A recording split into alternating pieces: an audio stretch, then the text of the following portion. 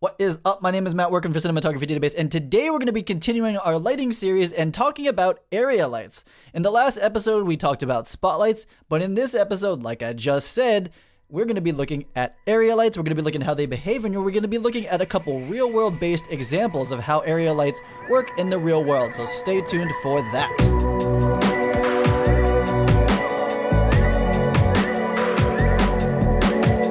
Here we are in Cinedesigner, and this here is a Lightpanels Astra. It is an LED, and it is an area light. We look at the aperture of this light. It is this square area here. An area is two dimensions, meaning like this direction and this direction, or this axis. Though I try not to use the word axis. I feel like people get scared.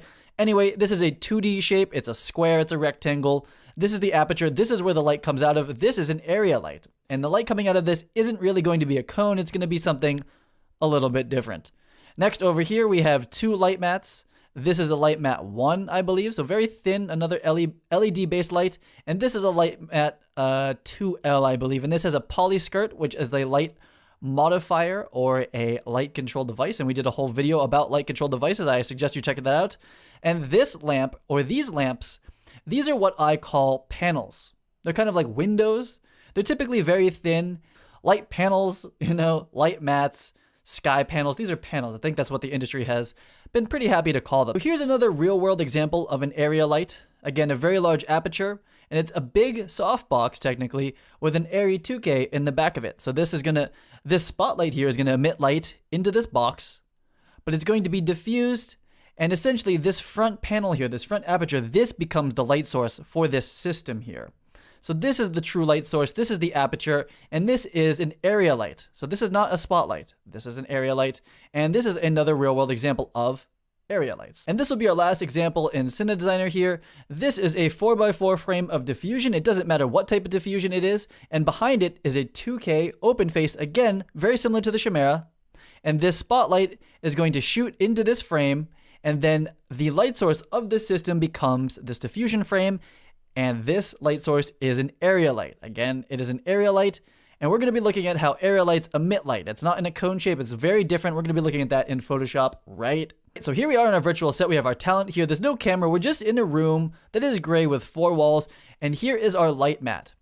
And look carefully at how the light is being emitted from this light. We're going to be looking at this from a couple different ways, but the light's going basically in a 180-degree direction. So it's going like, even though the light's facing this way, it's shooting like this. It's a very wide beam of light.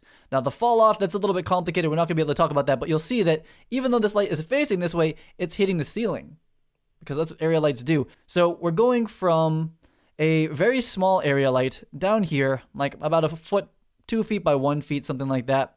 And then we're going to an area light that is 6 feet by 6 feet. And let's look at the difference, some of the differences here. So one is that it's much higher off the ground, so that's going to change the way the light is dispersed. But also, one of the biggest differences is look at the shadow that's cast by this human here. This human, I sound like an alien. Cast by this person here, this other human being, because I'm a human being, on the back wall. As we go to a larger light source, that kind of disappears. And we're not going to be talking exactly about the science behind that and the physics behind it, but bigger light sources tend to do that. They tend to do that. So despite these both being area lights, the bigger area light behaves differently. And I wanted to show this example for the CG artists who are watching this. One way that we create this in the film industry is by putting a spotlight through a diffusion frame here. And the diffusion frame essentially acts as the area light. And again, this area light is emitting light in a 180-degree fashion. So it's going to the side, it's going up, it's going down, and of course, it's going straight out. To analyze the beam of this light is pretty complicated. I'm not going to be able to do that for you today.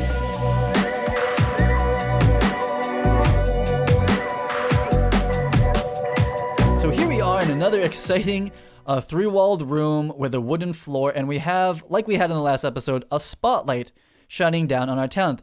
Note the fairly defined and sharp shadow from our talent, and also look at the controlled cone of light that is keeping the light off of the walls and only putting it where the light is directly hitting. Now, let's check out our next bit.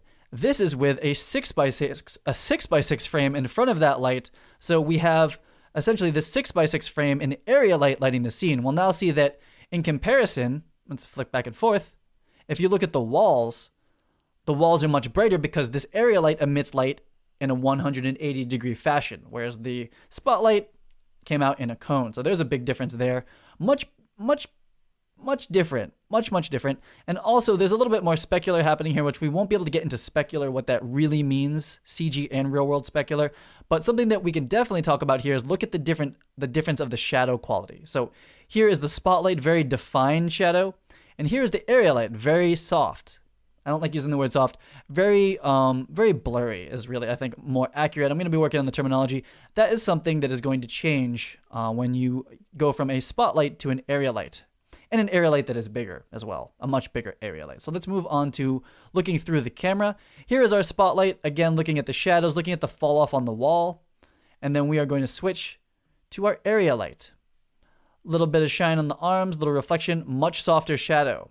So this is the same scene, except we are going to be lighting this scene from the side. And again, we're going to be looking at the difference between a spotlight and an area light. So over here is our 2K spotlight. And we looked at this example last time. It's a little bit different, but the things to call out are this fairly defined shape and pattern of light there. That has a little bit more to do with the distance of this window to the wall, but nonetheless, I think it is going to be important in a minute to look at that. And of course here, look how defined this shadow is. This very clean shadow that's happening, or very defined shadow.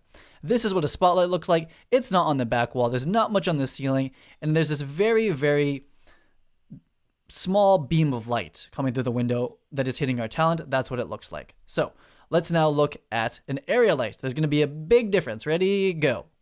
So really a big difference, right? So let's take a second. We're going to go back. And we're going to go back here and talk about the differences. So first of all, the surrounding environment is getting a lot more light, and that's because this is an area light. So it's not just this one cone beam of light coming through the window. It is this 180-degree volume of light that an area light produces. So for instance, why is there light on the floor? Why is there light on the ceiling? Well, the light from up here hits the floor. The light from up here hits the ceiling. What's this brown light there? That's all this light hitting this and then bouncing up from there. So area lights do a lot of interesting things. Also, the last thing to really call here is look at the shadow. It has become completely unreadable. It is not defined. It is very blurry. So let's look through the camera to wrap this up. Again, the spotlight coming through the window doesn't even hit the floor, doesn't hit the back wall. Pretty defined core shadow here. As we go to the area light, like we saw before, the area light is lighting up the floor. It's lighting up the ceiling. It's lighting up the background. And also the shadow on the floor, not that you can really tell here, is very blurry. It is way less defined than when we had the spotlight. So again, that is going to wrap it up for this episode. Coming out tomorrow is VR Film School Area Lights 101. So we're going to be looking at the same thing in stereo VR this time, or stereo 360. I'm going to try to render out both eyes so that if you use a Google Cardboard, the things that are close to camera, they're going to actually like pop out at you in 3D. That's what they tell me is going to happen. We'll see how it goes. It's all an experiment. You guys get out there and plan better, shoot better. Cheers. Bye.